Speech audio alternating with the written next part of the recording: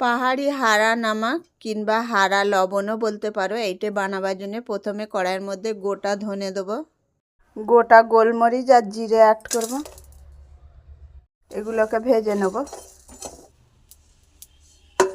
ভেজে রাখা মশলাটা দেবো, আদা আর রসুন দেবো, কড়ি পাতা দেবো, কাঁচা লঙ্কা দেবো, ধুয়ে রাখা ধনে পাতাটা দিয়ে দেবো, রেগুলার লবণ যেটা ইউজ করা হয় সেই লবণ দিয়ে কিছুটা বিট নুন অ্যাড করবো। এটাকে আমি একটা মিহিন পেস্ট বানিয়ে নেব।